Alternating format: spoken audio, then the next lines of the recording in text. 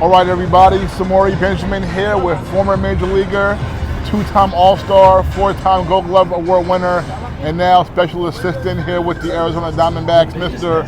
Orlando Hudson. Orlando, man, great seeing you, and welcome, man. Man, thank you for having me, man. It's always a joy to come back to New York and to the big city.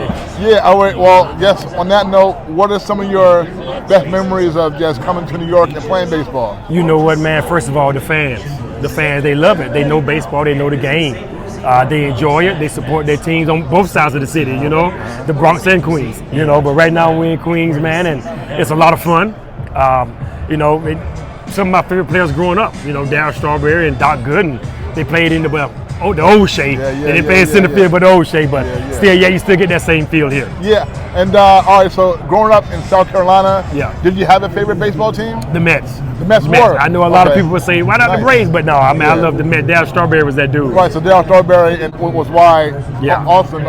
Yeah, so I mean, like, what's maybe your best memory of being a Mets fan as a kid growing up? Oh, man. Matter of fact, when they was talking about probably my first year in Arizona in 2006 after I left Toronto, and they were talking about making a trade for me, and I'm like, whoa, I get a chance to play for my favorite team if it ever happens.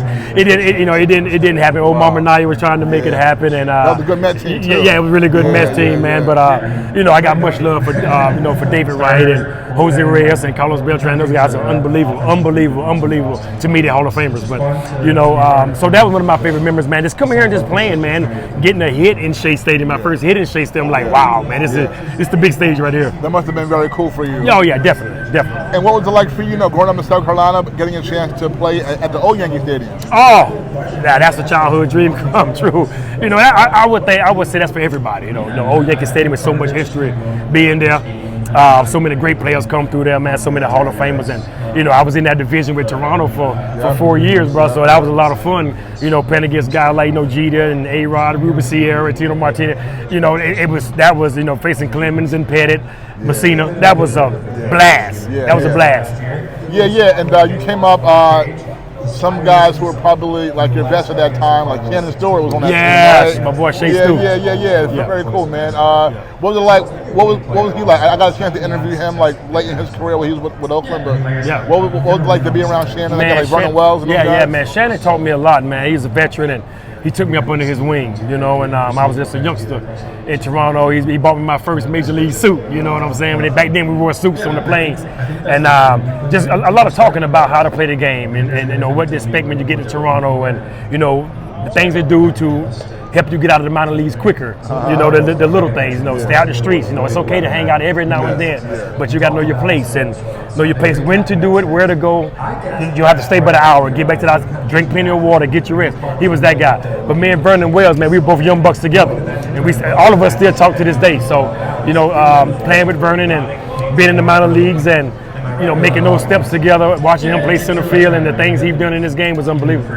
Nice. Okay, now in South Carolina and growing up, you played all the sports, right? Yeah. Okay, did you have, was baseball your favorite at that time? Baseball was my favorite, man. Probably about my senior year, football was like, okay, this is what it is. My dad was like, man, I wish I would let you play football. So, you're going to stick with that baseball. So that's what I did, man. It turned out to be good as a blessing from God. So, yeah. Right, so are you saying that out of high school, you thought about going further in football? I wanted to go further in football. Really? And now you punted and played quarterback. And played quarterback. Wow, so you played quarterback at a time where there were not a lot of black quarterbacks in the NFL. Weren't a lot getting a chance. So what was that? I mean, what was that like for you, just playing quarterback at that age, and who were some of your inspirations at quarterback? And in terms of like your prospects, why did you decide to not continue playing football? Well, football was my thing. I loved it.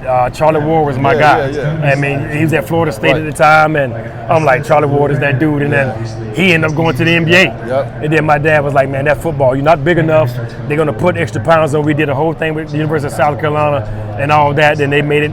My dad was like, no, we going to stick with baseball, and that's it. So he made a decision for me. Yeah, man, that's very interesting. Okay, so you got drafted, you went to college first, right? Yeah, Spartanburg Methodist, a junior college first. And so I guess college, you just play baseball in college? Just play baseball, yeah. Okay, and then you get drafted in 97, like late, like one of the later rounds, like 30th Yeah, because back then they had draft and follow.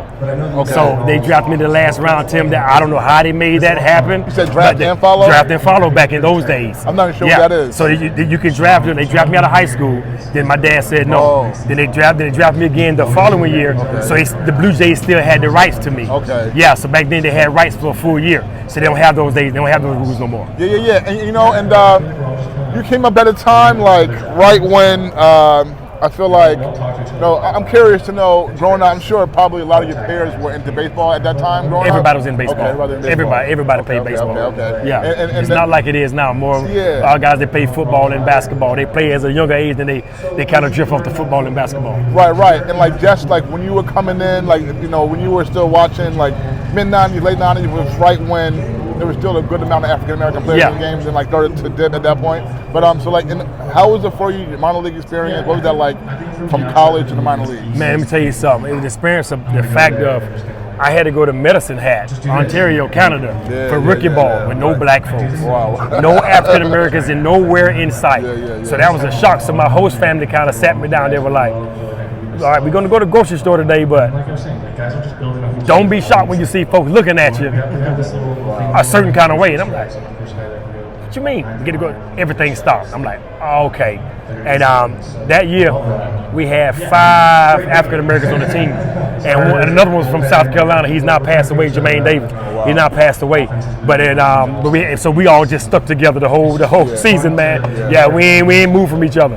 Yeah. And how was it dealing with that, and then the competition on the field, having to make your way up in a hard game like baseball through the minor leagues? The competition was no problem. I wasn't worried about the competition. That wasn't the problem. I'm not gonna say I breezed through the minor leagues, but I took every level each year and got moved up after All-Star break every year. Okay. So that wasn't the problem. It was just the difference of being in certain places where it's either a small number of African Americans or no African Americans at all. When certain cities I played in, I'm like, wow, that's kind of unusual coming from where I'm from. It's basically all African Americans. Yeah, do you remember your major league debut? Yeah, July 22nd, 2002 in Baltimore. In Baltimore. And do you remember how you felt and what that game was like? 0 for 4 with the error. Okay. Yeah, of course you can't forget your debut. Yeah. Forgot about it. And your first hit came against who? Joe Mays. In Minnesota. In Minnesota? Yeah. Okay, nice. And your first home run? Rodrigo Lopez in Toronto. Okay.